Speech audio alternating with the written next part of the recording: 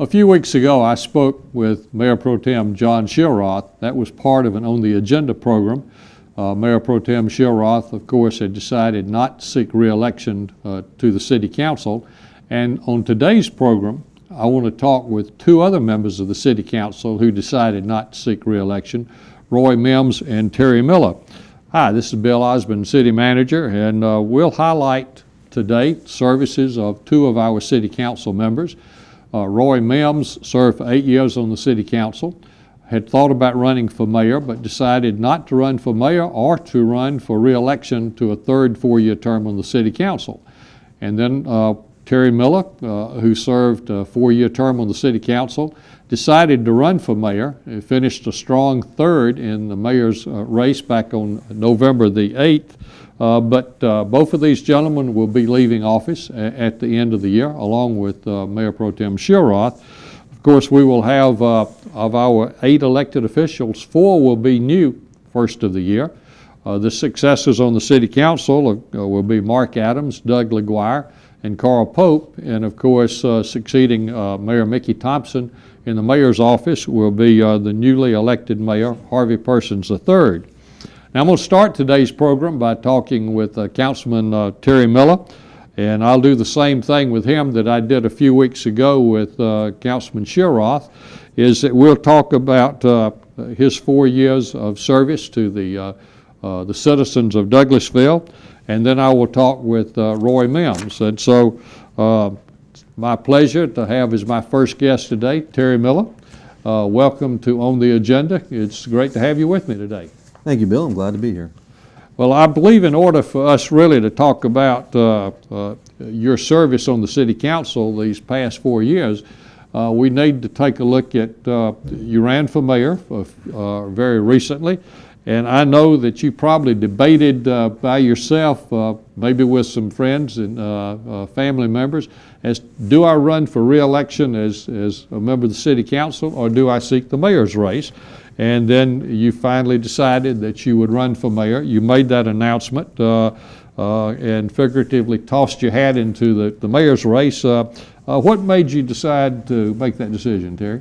Well, there were a lot of important issues to me that I felt during my tenure on City Council that I wanted to bring forward. And being one of 7 people on council, some agree with you and some disagree with you, but a lot of times that agenda can be lost in the debate, and I felt that from the mayor's position, you have a much greater platform to bring the issues that are important to you to the public and to the forefront where they can actually be voted on.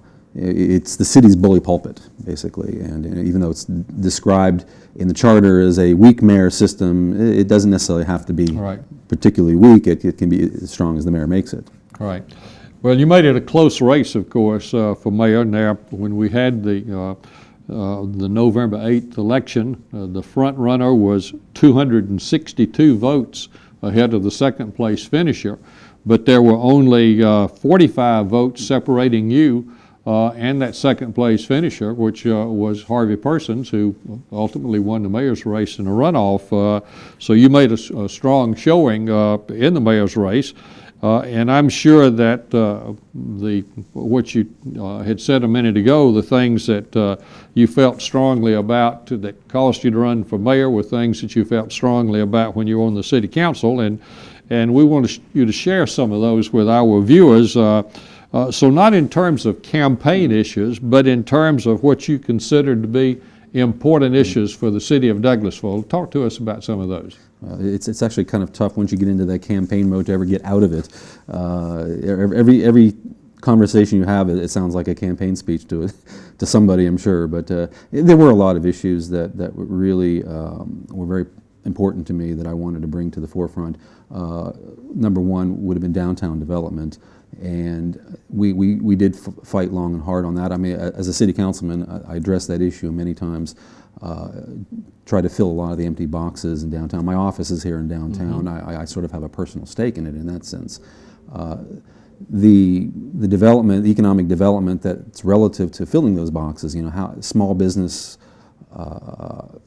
proposals, trying to find ways to promoting small business in the community, because that's the backbone of the community. And again, I'm probably drifting into campaign speech here again. I don't mean to do it, but as I told many people, and I think a lot of folks know, that small businesses create a lot more jobs in the long run than large businesses.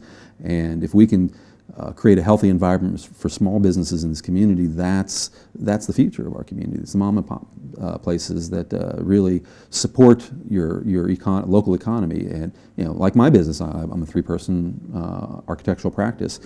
When I get paid, on the few occasions I've been paid over the last year or so, that money goes back into the local economy. I will go to the grocery store, the gas station, places around the corner, the restaurants. That money stays in the community, and that's what's critical to developing small businesses. Education was a big issue for me as well. My wife's a teacher, and the most important thing to me in that regard, there's not a lot of effect that the city council can have over education policy in the county, but one thing that we did have some control over is that we do have a local college here, that we did a very good job of attracting into the community, and we got them here. They're located out in one of the little sort of suburban shopping centers temporarily, but my goal was to get them, and it still is, really, I'm not giving up on the fight, even if I'm not on city council, which is to get them into our downtown. That would make Douglasville a college town, and I think that there's a lot of positive to it. It would be a huge boon for the local economy. You're talking anywhere from 500 to 1,000 non-traditional students in the long run that will be coming into our downtown every single day and eating in our restaurants and shopping in our stores. I see nothing. I see no losing edge to that possibility of happening. So that's still a goal. Right. And of course, you have reference to Georgia Highlands College that is located over on Stewart Parkway, and also that being a part of the university system of Georgia, and certainly that was very important. And you and I have talked before concerning your goal is, I know you've looked at possible sites in the downtown area as to what that might do to solidify things here. And of course, one of the things that the mayor, the city council, and including yourself, have worked on in the past couple of years that now is in the construction stage is the new downtown conference center. Talk with us about what you see to be the importance of the downtown conference center, the new one we're building, and what it may mean for downtown's future. Well, I think it's a huge part of the future of the downtown. I know there was a lot of controversy is probably not the right word. It's a little too strong of a word, but a lot of angst over spending the money on a conference center at this particular time, and I empathize with the argument of spending the $13 million to put a conference center in the city in this economy. However, that being said, and once the decision was done, I think that it's something in the long run that's going to be a huge help to our downtown, especially if we can, in conjunction, have the college in our downtown. There's a wonderful synergy that'll develop that can play off each other, because the conference center can now become a location for conferences, a lot of educational type of conferences that are held in a lot of other cities around Georgia can't come here because we don't have the facilities that are adequate for it. The great thing about this facility is its flexibility. Not only does it have a nice big ballroom where you can put 500 to 600 people in for a wonderful wedding, but you have what amounts to essentially as a lecture hall. There will be a small theater in there that can be used for people to present papers, for art exhibits, things like there will be. There's several breakout rooms that can be used for exhibit space and things along that nature. So there's wonderful possibilities that can now be done with that conference center once it's completed. And that, again, will really, really be a big help to the downtown. It's just a matter of economic development. Right. And I think all of us, we've talked about the fact that downtown's future, I mean, at one point this was the government center. And then, of course, the county is moving the jail, the sheriff's office out of downtown. The courthouse moved out of downtown. The city police department moved away from downtown. So that means we've got to have a new focus for downtown for the future, doesn't it? Correct. You have to have an anchor. Unfortunately, we're not going to get the courthouse back anytime soon, and attracting a large company to move into your downtown, that's a hit or miss proposition. You may get it, you may not. And that kind of goes along the lines of what I said during the campaign about the effort you put into attracting large companies into your community, it's a challenge. You know, we obviously have to have a certain level of employment base. And if you go out and get a Fortune 500 company to come in and put 200 jobs into your community, that's fantastic. But the risk you run with that is, of course, that in other county, you know, Floyd County or Heard County, or somebody can come along and give them a little bit better of an offer, a better incentive, and they're up and gone, and now you have another empty box. Colleges don't get incentives to move around. They stay where they are. That's the great thing about having a college or a university in your community, is that it is a long-term economic engine. It stays there. It doesn't go anywhere. Right. You know, having lived in college towns and having a wife who's a college professor, I understand the economics and the dynamic that creates. And plus, it just creates a great intellectual atmosphere for the community, which is another thing that is a great shot in the arm for any city, any town. Right. Now, when I gave you the list of questions I was going to ask, you told me that that I didn't have any zingers in there, and but I'm going to pull one on you at this time that we didn't have in the notes. This is going to be the gotcha question. And kind of a gotcha question, and that is, before you became a member of the City Council, one of the things that you did for the downtown was you designed the stage cover for O'Neill Plaza. Tell us about that design. Well, actually, that's one of the things I'm probably most proud of that I've done over the last 6-7 years that I've been practicing on my own. I was approached by the Downtown Development Authority not too long after I started my own practice here in the community. And this is long before I was on City Council, so it's not no conflicts of interest, none whatsoever. But I was approached to design a canopy for the Plaza stage, and I was actually the second choice because they had hired another firm to take a crack at it before I was hired, and the previous firm had come up with a number of proposals that were really not quite, they didn't excite anybody, I'll just say it that way. They kind of looked like a train shed. They sort of had that character to them. And I think most people get it. Okay, Douglas was a train town, and you know, we have the railroad coming through, and they wanted to kind of bring back that symbolism. But the problem with that symbolism was that the train shed in Douglasville was segregated.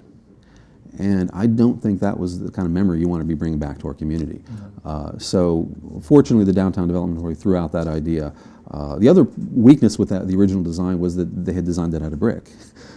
We can get into that subject another time because there's a lot of controversy over that. But there was nothing wrong with the use of brick per se, except that the rest of the plaza is all built out of brick. The pavers, the walls around the stage are all out of brick. And if you're trying to create a monument, something that stands out, you don't use the exact same material that the environment that it sits within, because it kind of blends into it and fades away. We want something that was going to be a true icon for the downtown. Right. So instead of brick, we chose to use steel as a material. Steel still has a certain historic pedigree to it, but more important, we strove for a different metaphor on the downtown, which was the railroad tracks themselves. Mm-hmm. Not the station, but the tracks, because it's the tracks that connect us to the wider world out there. Right. And so that's why if you look at it today, you see what look like train tracks that are running across the top of the roof, and that's where the metaphor comes in that's much more appropriate. And it gives it a certain dynamic that you don't have in the plaza. The plaza is sort of a static space, and we wanted something that kind of bring it alive. And that's also the nature of a stage. A stage is a theater in a sense, and it's dynamic, and there's a lot of activity that goes on there, and you want a stage that's appropriate to that type of activity. So as you can tell, I'm pretty proud of that. Right. You know, I've been working with the city of Douglasville for probably 25 years, first as a consultant and then as city manager. Worked with 2 mayors who served long terms of office, a number of council members. And I know that while elected officials generally are able to work out their differences so that most votes are either unanimous or close to unanimous, occasionally there are issues that come up that there just are divisions that can't get bridged, and so you have the controversies. We had a couple of these in the last a few months ago. One, the dangerous dog pit bull controversy, the other being the secondhand consignment store issue. Give us your perspective on these. Well, interesting question, because I've had colleagues tell me in the past, when I got on city council, that we should be trying to work out our differences behind closed doors and kind of come to an agreement so that we sort of present a unified front. But I have a very deep philosophical disagreement with that concept. I understand where it's coming from, but you're elected to represent the people of your district or of a particular mindset and so forth. And whether everybody agrees or not, you still have a certain point of view. And that point of view represents a substantial portion of the community. Even if it is a minority within the community, even if the vote is a 6-to-1 vote, you still represent somebody. And I think you have an obligation to come out and vote in that direction, to show that that opinion is being expressed. There's an old saying about, if everybody in the room is, if 7 people in a room all agree, then 6 of them aren't needed. I was going to make sure that sometimes that minority view was expressed. With regard to, say for instance, the dangerous dog ordinance, that was it was a tough fight, but I think, and I respect the people who brought it forward. I understand there's a lot of emotion behind that issue. There was a lot of worry and concern, but at the same time, you really got to, with any issue that comes before City Council, you've got to look at the facts. You've got to look at the data. You've got to look at the information that's presented to you and make the best decision that you can, given the information that you have in front of you. And the information that we received and that we also researched on our own, I came to the conclusion that a particular breed of dog was not the problem. The problem was with the owners of the dogs. That you can create a dangerous dog. It could be a Chihuahua, and it can be pretty nasty. And I've seen some nasty Chihuahuas in my day. It's all about how the owner treats the dog, how well they care for it, and that's ultimately what creates the temperament of the dog. It's ironically the temperament of the owner. And the secondhand consignment. Well, the secondhand consignment was another tricky issue, because one of the things that you sometimes don't realize when you have a certain agenda, or the council may have a certain agenda that it's trying to see through, and doesn't always think through all the consequences of that. They always say that the unintended consequences can sometimes be the worst ones of all. And we passed a secondhand ordinance that really had some unintended consequences, which was that it ended up hurting consignment stores. That the ordinance wasn't thought through very well. And so Councilman Yaki and I went around, talked to the owners of the consignment stores, and worked with them to try to figure out how can we make this thing better, so that it doesn't catch them up in a situation where it doesn't really. I mean, we were going after people who were fencing goods, and consignment stores are not where they do that. Nobody's going to steal something, drop it off a consignment store, and then wait for 6 months to get a check out of it. That's not the way crime works, is what little I know about it. And so we needed to find a way, and we worked with them, and we did some research, and we found a way to exclude most of them from a way that it would not affect them financially or economically. And that was we were pretty proud of the work we did with them. And then that's what public service comes down to, is working with the people in the community so that it makes their lives better. And once you can do that, every time you succeed at that, that's a good feeling. Right. Consensus is not always possible in a family. I don't know why we should expect it to be possible always in an elected body, but I think the key is not the fact that there are certain things that consensus is not reached, but after you get through with that battle, how do you work together on other things as you go forward? And I think the elected officials in the city of Douglasville basically have done that. As we close today's program, I want you to share with us briefly on a couple of subjects, and start with your family. Well, I'll just say this. I have a very private family. They don't like the limelight at all. It makes for a challenging juggling act sometimes when you have a family that likes to stay out of the light, and when one member of that family is very much in the public eye. So we try to keep things, close to the vest as it goes. But I can talk about some general things. My wife she's a college professor in the university system. She's actually an associate dean now. She's worked her way up a little bit, and very proud of the work she does. She's also involved in foreign language education and teacher education. She's very accomplished at that. I have 2 incredibly brilliant children that frighten me now, because they've outgrown their potential. I think they've I've actually started playing chess with my 11-year-old son, and he can now beat me on a regular basis, and that really scares me. He's in the special advanced classes, and he's going to probably be a brilliant scientist one day, I'm sure. I'm just hoping he's going to become a good scientist, not an evil scientist, but I know he will. He's a great kid. My daughter is doing fantastic. She made the track team at Chapel Hill Middle School, and she's an incredible artist. She just does these fantastic, she'll just sit down and do some sketches. She's an all-around artist because she's also a writer, and she entered an online writing contest, and she won. She came in second place in a national writing contest, a creative writing contest. And boy, that's we were quite, my father was a writer, he was a journalist, and so he's looking down somewhere now. I'm quite proud of that. Right. And of course, you are a small business owner here. Well, yeah, I started, I'm an architect. I've been practicing since, well, I was licensed in 1996, and I primarily worked for a number of firms, mostly big firms here when I moved to the Atlanta metropolitan area. And when we first moved here, I was commuting into Atlanta every day, like a lot of people do in this community. And one day it was just something snapped in me. I decided, I just didn't like spending hour and a half, 2 hours in my car every day, and decided it was time to strike out on my own and to be my own boss, which is a good feeling. I knew, I think I had made the right decision when I came home for dinner. One of the first nights that I was working by myself, and my kids were kind of freaked out by it. They couldn't understand why Daddy was eating dinner with them. They weren't used to that. They were used to just the three of them having dinner and me coming and eating dinner by myself. Right. So it felt good to actually be able to have meals with my family on a regular basis.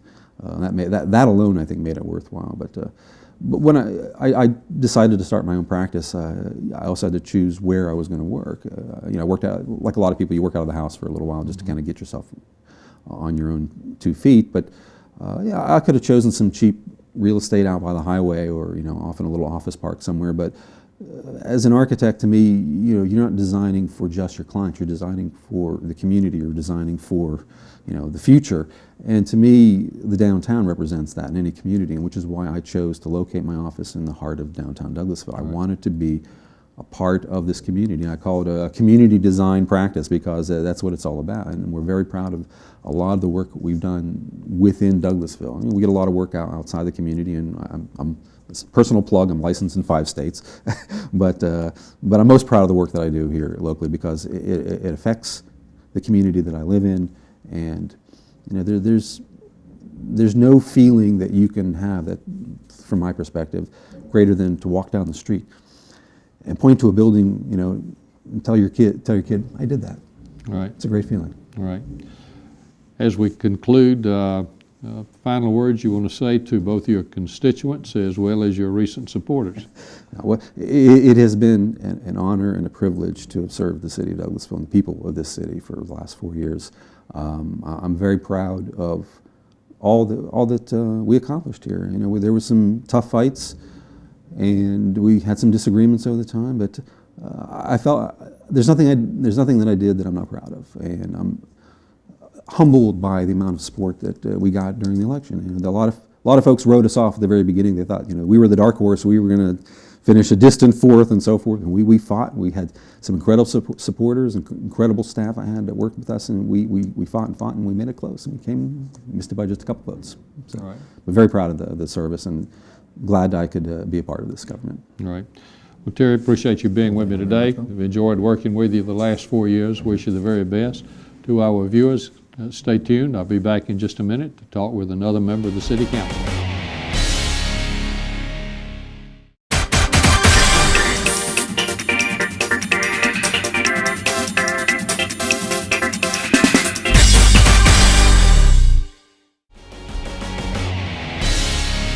Welcome back on the agenda. My second guest today is Roy Mims. Mr. Mims is completing 8 years on the City Council. During those 8 years, at one time or another, he's chaired all the important committees of the City Council, as well as serving 2 years as Mayor Pro Tem. Councilman Mims, welcome to today's program. Thank you. Glad to be here.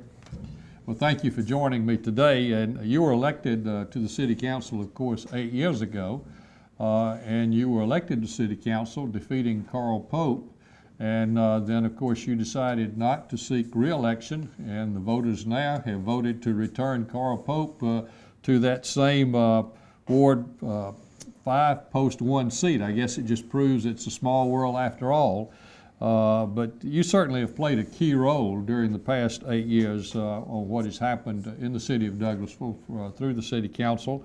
And some of this can be seen direct, and that is through all the improvements in our Parks and Recreation department, and other things are not so visible, such as the strength of our city financially is in much better shape now than it was when you became a member of the City Council. But I know Parks and Recreation rank right at the top of your list in terms of your interests, so let's just start with that. And of course, during 7 of the 8 years that you've served on the City Council, you've been chairman of the Parks and Recreation Committee. So talk to us about Parks and Recreation. Well, Parks and Recreation has been a passion of mine from day one when I came into office. It was the one committee that I want to really push hard on.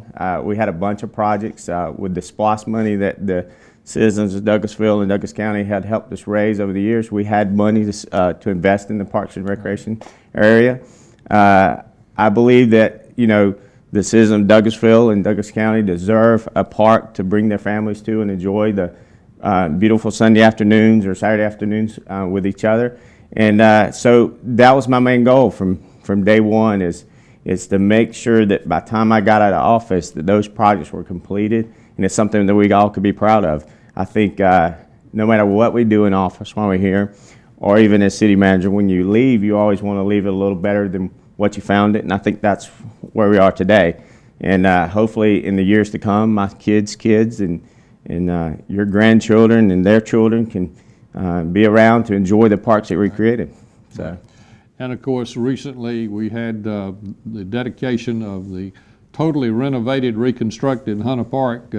I know that had to be kind of the crowning achievement from your standpoint because you'd worked on that for so long. Yes, sir. It was a vision that we had years ago, and we had many ideas, had many people sit at the table to give us what they did or didn't like at various parks that they had visited. So a lot of input from a lot of the staff and a lot of the council on what we would like. It's a beautiful park. It's something we can be proud of. It's something that will actually bring revenue into the city with various tournaments and other activities, festivals that we can bring in there. And it should last us many, many years. And it's far better than what we had before. Right. Of course, the 2002 Splosh, the voters of Douglas County approved, included for the city of Douglasville parks and recreation and road projects. And we used, as Councilman Mims has said, the money from Splosh. In fact, I had the finance department, they looked that during the past 8 years, we've done a tremendous amount of expansion and improvements in our park system, more than $24 million.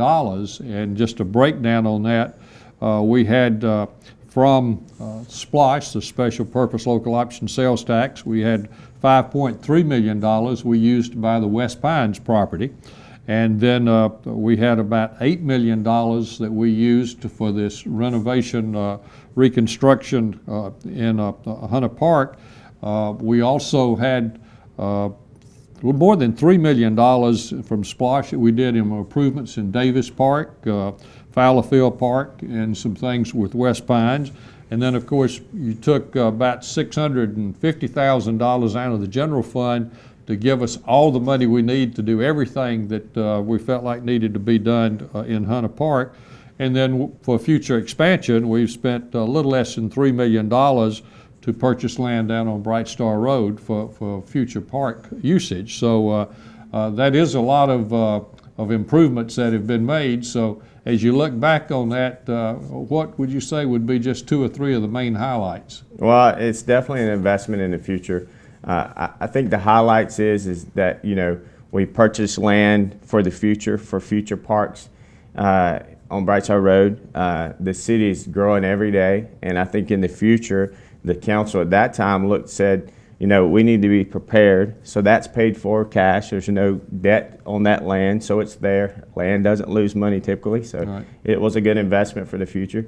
Hunter Park, of course, is a highlight because it's a beautiful facility. It's what the citizens have deserved, the ball teams have deserved and needed. And it's in the one small thing that most people don't, it's a highlight that I like.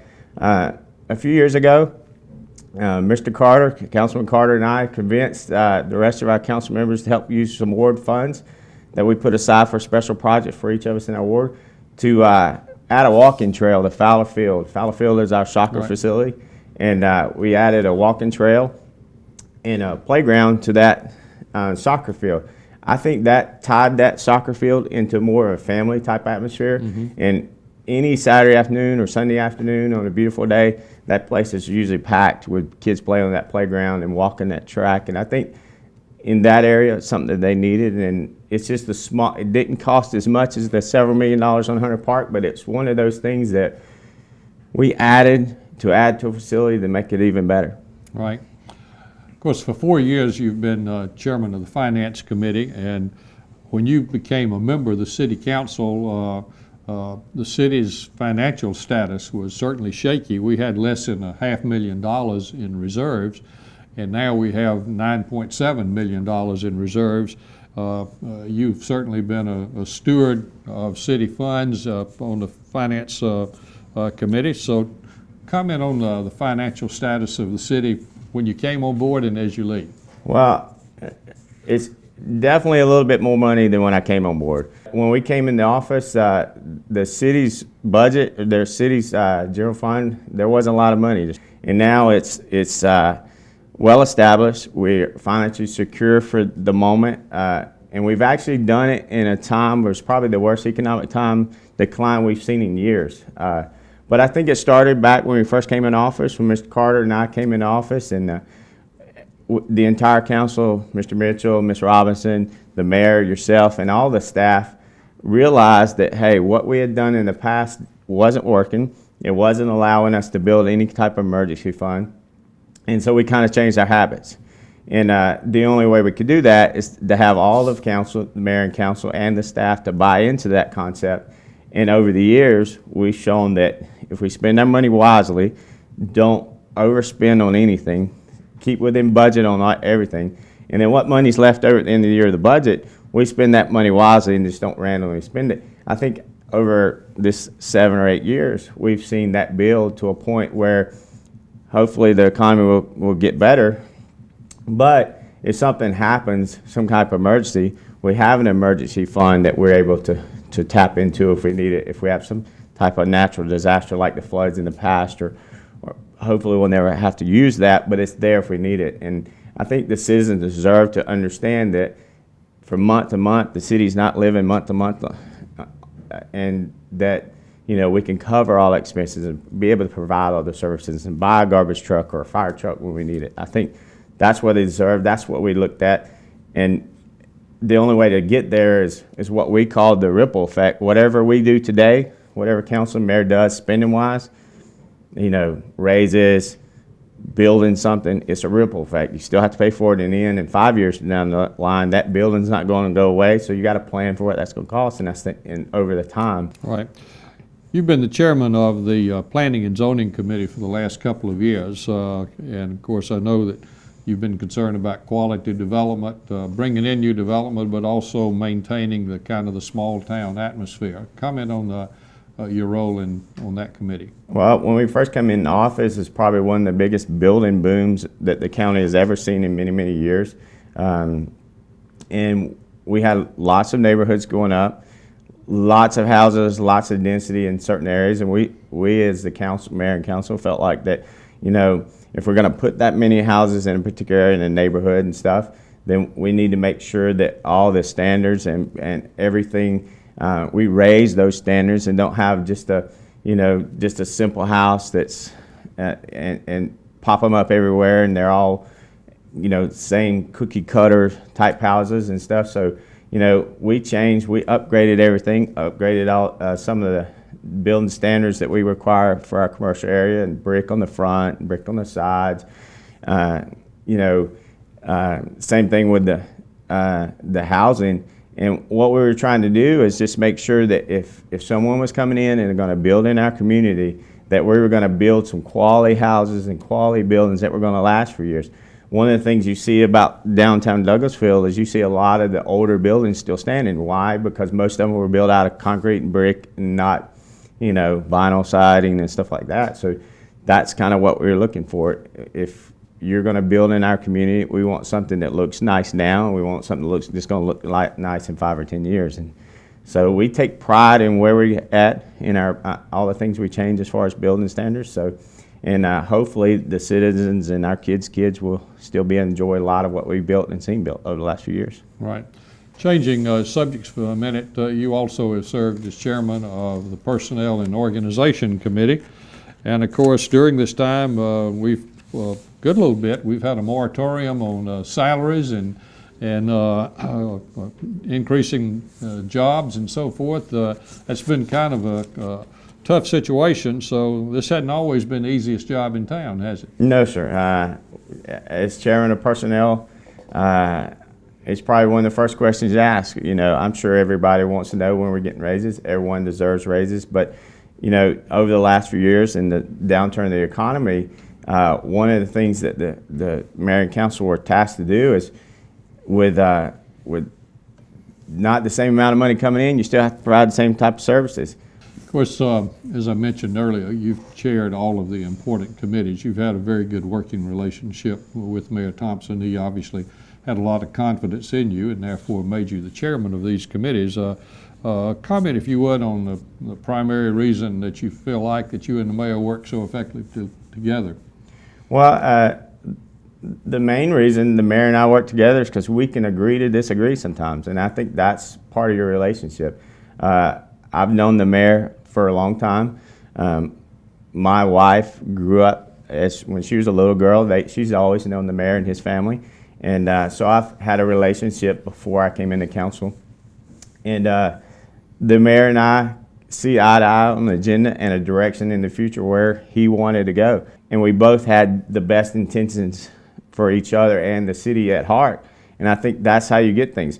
There's a few times where I supported his position, not necessarily liked the way we got there, but in the end it worked out, and I trusted that we would get there. Same for me. He supported my stuff, and I think that's the only way to get to the end result many times. You know, when you have 7 council members and a mayor, and then staff, you can't always agree on everything. Right. Now, a lot of people don't realize that we disagreed, but sometimes I think that you air out your differences in the office, and then you come to an agreement, and then you support each other on it. And that's kind of the relationship we had. And I don't think that anyone can argue that the mayor is probably one of the best, you know, that we've had in years that the city's ever seen. You certainly can't disagree with from where he started to where he ended and what type of situation we're in now or where we're at now. I think the city's better as we're leaving office than when we started office. So, and hopefully the councils in the future can work off that and understand that. And many of my peers that I've worked with over the years, the different council members, we always had that relationship. We always want the best thing for the city, and we just try to figure out who can get there and which way to go. And that's not always easy. Right. And you mentioned your colleagues on the city council, and of course you have worked effectively with those colleagues down through the years, so much so that you were elected to be Mayor Pro Tem for a couple of years. So how was it being Mayor Pro Tem? It was, you know, sometimes you get a little nervous when you have to lead that meeting for the first time when the mayor's not available, but that's what you do. It seems strange sometimes. Right now, currently, I'm the senior council member, and at one time I was so wet behind the ears, didn't have a clue what I'm supposed to do.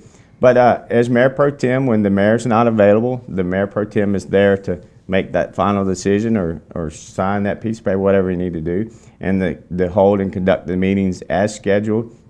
if the mayor's not available and out of town. Mr. Mitchell left office, and when he left office, at the time, my fellow council members with me voted, elected me as Mayor Pro Tem. It was an honor and privilege. I enjoyed it. I feel like the Mayor Pro Tem should kind of rotate every couple of years to kind of put a little new life, new blood in there. So I stepped down, and then we switched, and Mr. Shildroth took over, and he's done a great job. But but it is a little. You get a little nervous that first time when you sit up there in the middle seat and you tap that gavel and Right. the people are sitting out in front of you. Right.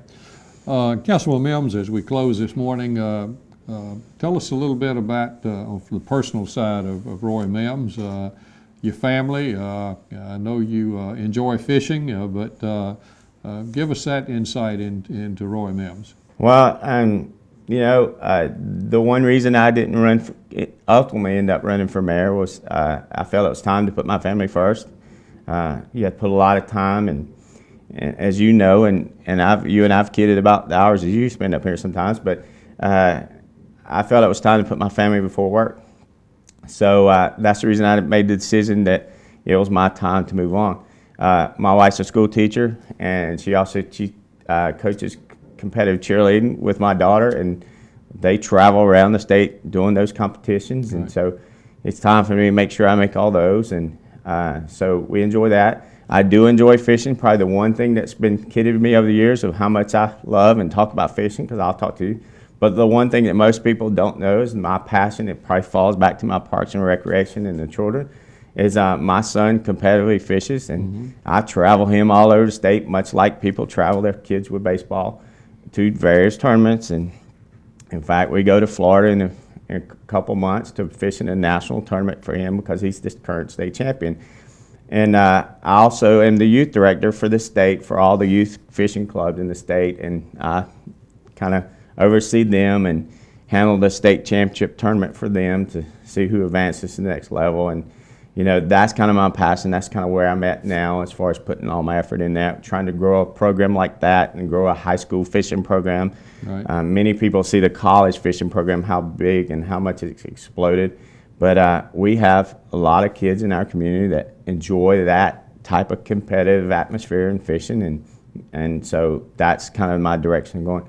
I saw a note somewhere that many of you may not know. I have a twin brother, which is always funny to him because he says he's going to come to the city and pretend he's me, and I'm Councilman Mims. But I do have a twin brother who works for the railroad, and then I have a younger brother in Florida. But as we move on, my efforts will be to be there with my family and travel around as any dad would and Right. support their kids. And who knows, in a few years I may be back. I'm only 42, so I got plenty of time to decide I Right. want to run for another office or here.